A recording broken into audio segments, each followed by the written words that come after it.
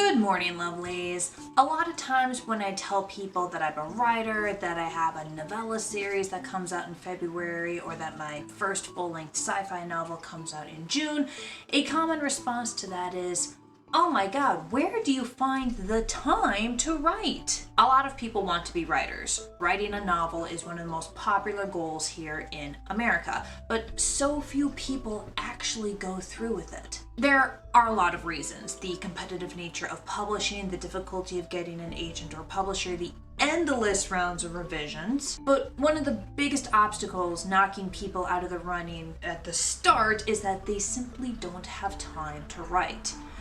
Or at least that's what they say.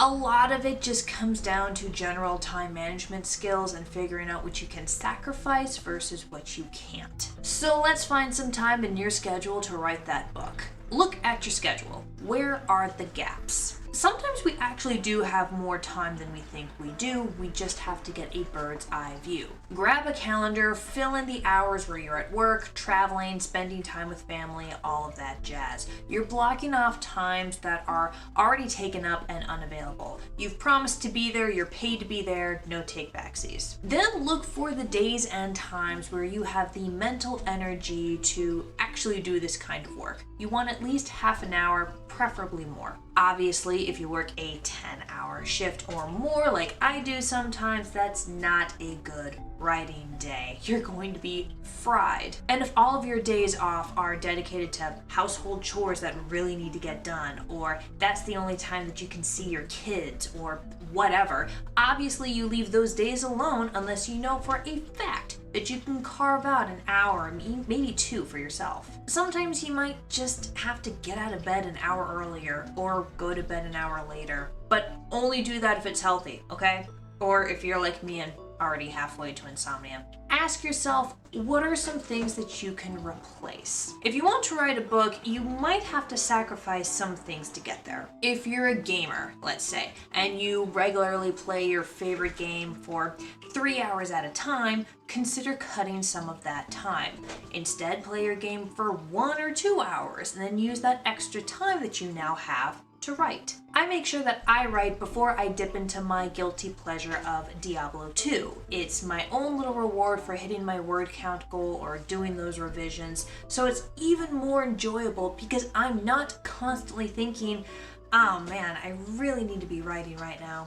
Well, just one more level. If you can hear some weird background noise, it's the cat. You might have to cut out some social events or trim down the amount of time that you spend out and about. If you regularly go out for drinks with friends on Friday nights, let's say, leave an hour early so you have time to write, or go out with them every other Friday instead. If necessary, lock your writing time into your schedule and protect that time.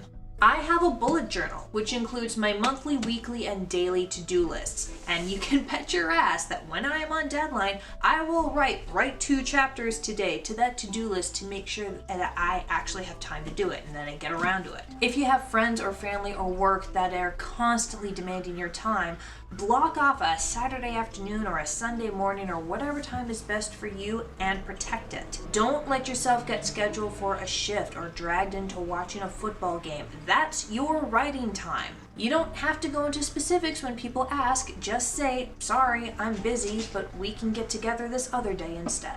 All of these will work about 90% of the time if you're actually dedicated to writing the novel, but sometimes there just really truly isn't time. If you're working 2 or more jobs in our dystopian capitalist hellscape, or you're a full-time caretaker for someone with physical or mental health needs, or you yourself have physical or mental health needs that are really dragging down your quality of life, if that's the case, it just might not be the time to write.